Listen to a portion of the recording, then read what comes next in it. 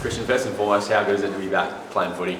Yeah, it's amazing. It's an incredible feeling to be back, obviously after everything that happened last year with my injury, and it's given me great perspective, and I'm really appreciative of the job I have. This year there was no real expectation internally on me. I do put a lot of pressure on myself, but to me to be back playing and feeling healthy and 10 games in, it's everything I've ever asked for, wanted, sorry. Did you miss that feeling last year, obviously, when you were injured, running out with the boys? Was it something you missed? Yeah, no doubt. That's the best thing about footy clubs, and the connections I've built here is that feeling of being around your teammates every day. It's not necessarily the wins or losses, it's being around the club room, the change rooms, and being around your friends that you've been with for 10 years. So it's definitely the hardest part about rehab is being isolated and feeling like that there's no real light at the end of the tunnel. But to be here and obviously in pre-season, to be around the boys, and obviously now it's a special feeling. What does game 200 mean to you, Trac? I haven't really thought about it too much, to be honest. It means a lot. Like, I'm super proud of my journey. There's been a lot of highs, and there's also been a lot of downs, a lot of lows. But I think I wouldn't want it any other way, to be honest. Obviously my first year with my injury in my ACL was an incredible learning curve, and something that I'm really appreciative of going through something like that, and kind of taught me the lessons of being a 24/7 athlete and professional.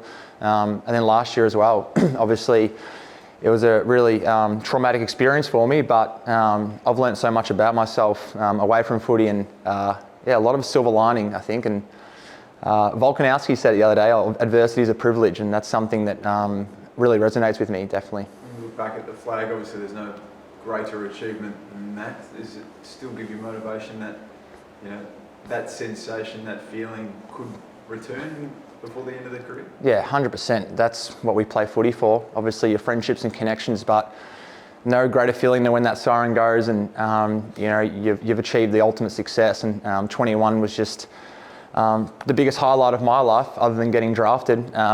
Just an incredible feeling being over there. Bittersweet, obviously, not being with friends and family, but to hold that cup up with all your teammates is the most amazing feeling. How has footy changed for you over the course of that period, from the passion, the hobby, the job? It's a good question. I think I took it for granted a little bit in my first few years.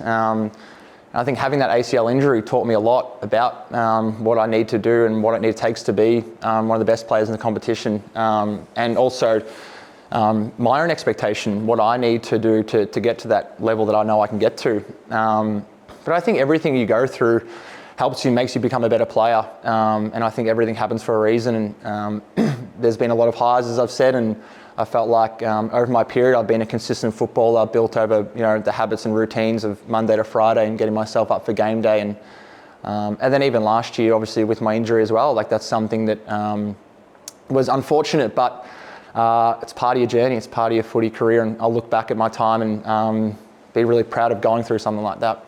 Is it fair to say last year was the hardest part of your career to get through, mentally, physically? Is that something? Not even part of my career, just part of my life, yeah. And my wife, Bella, obviously, that's really difficult. But yeah, no, I think for me, it's been, we've gotten through together, which is the main thing. And, I look back at that time now with incredible perspective. Obviously, as I said, silver lining. Obviously, I wouldn't have wanted to go through something like that, but life gave me that gift, and I'm really appreciative of being able to pull on the jumper every day now, to be honest. And it's given me a feeling that I never would have had before the injury. I think I took footy for granted a little bit, and life, but it makes me realise how lucky we are, and it's definitely shifted my priorities of what's most important to me. How much has your family helped you just on that, Christian?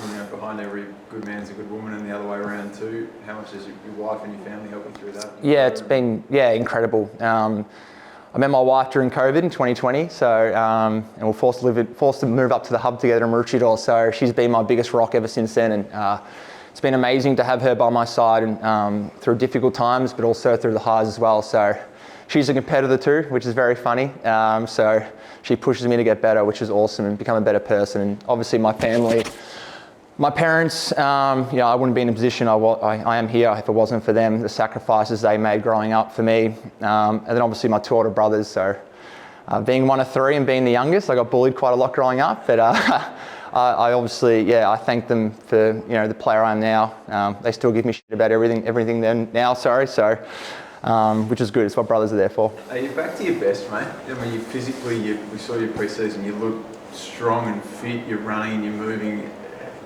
How far do you reckon you are off, if you are off any at all? Are you close? Yeah, I feel like I'm getting better and better. I think no doubt it takes time. But it's a team sport. I think there's so many things you can control. At the moment, I feel like we're playing some really, really good footy, and that's, I think, is translating into a lot of guys in the team now playing some consistent footy, and I think that's the most important thing for me. I feel like I've taken a different role this year, obviously, no doubt, trying to be the best player I can be, but as you see, we've got a lot of young guys coming through, Harvey Langford, Xavier, Caleb Windsor, Colton, and for me, I'm kind of transitioning into that more leadership role and trying to help those guys because, they are the future of the footy club, and that's something that I want to kind of get better at, is being a leader and helping those guys. Do you know your record in milestone games? I'm 0-2, I think, so 0-3. Oh, thanks, mate. hopefully we'll change this week. What are you expecting from Sunday? From a crowd perspective, from a sort of an energy perspective, Sydney at the MCG? Yeah, no doubt it's going to be an exciting game. Sunday, I think the weather's going to be nice, which is good, and I've got a fair few tickets. That's probably been my biggest stress this week, is actually organising tickets for all the family and friends. But it's an exciting game. Obviously, we're pretty even on the ladder with Sydney too, and they've coming off a good win against Carlton. So it's going to be exciting. Trying as many fans down as possible. It's exciting that, myself obviously with my milestone, but we've got so many guys who are playing some really good footy too. Watching Harvey Langford live is pretty special, and Gorney, the way that he's playing right now, is really special too. So, yeah. There was a lot of coverage about when you were down in Geelong earlier this year. Goody just said you're just a winner and you're just passionate. How important is winning to yourself and your football?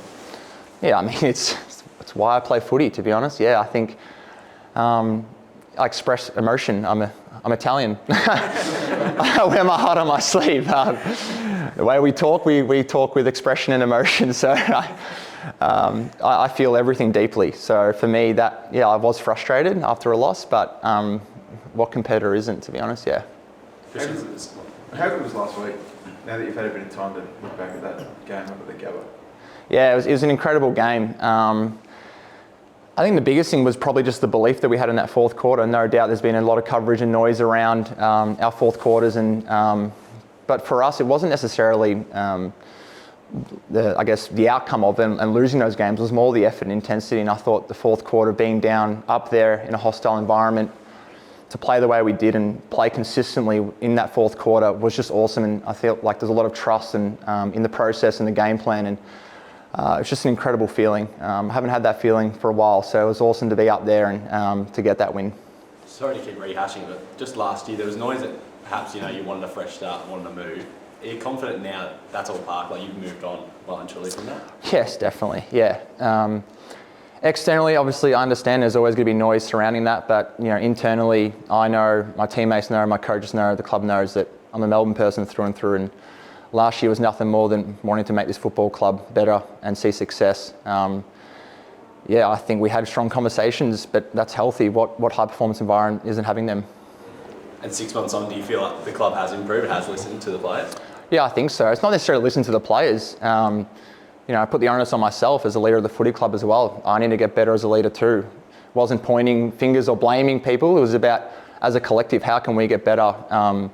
We have the list, we have the coaching staff, we have incredible fans, and we play at the MCG. I think for us it was about that. It's about being in it together and understanding what we can achieve. Clayton looks like he's turned a corner a bit as well. Trac, he looked like he's moving pretty well. Bit of debate about whether he's the $1 million tag sort of thing, but it looked like he was damaging, getting back to using the ball well. You must be excited to see him get back to his best. Yeah, he's a ripper, Claz. I think the scrutiny on him a little bit has been, I think, a bit unfair. I think he's been an incredible teammate, and what you see Monday to Friday in his routine, he's a professional in the way he goes about it, and he's a leader in that way. Guys look up to him in his habits, with the way he trains, the way he prepares his body. He's copped a few little niggles as well, I think, during pre-season as well. But the way he played on the weekend was awesome, obviously last week as well. So no doubt he's continuing to find some form. What does it say about him as a character that he's going to be used in a role that most midfielders probably just want to get the pill and this is a bit more accountable and he does it, he accepts it, he does it well. What does it say about him? It says a lot. It says he's a team player, he's a competitor, he's a winner, and he loves his club. Had him over for dinner last week. So we're really close off the field, and we chat all the time. And he's someone that has been there with me, on my journey as well, and someone that I have a great connection with. And when we finish, I'll definitely be close with him. What'd you cook? I cooked the slow cooked Mexican. So. Weird and wacky one for me. Did you catch up with your mate Ben Simmons while he was over here? I haven't yet. He came to the Hawks game, but he's a busy man, so he's got to see his family first. So I understand that. But I think maybe next week we might catch up. Category B. Pardon? Category B. Rookie. Oh, he's a free agent at the moment, so I think the price tag will be a bit too high. Yeah. Cool. Thanks, Trac. Easy. Thanks, guys. Thank you very much. Thanks for watching, D's fans. If you've enjoyed the video, don't forget to like, comment and subscribe right here.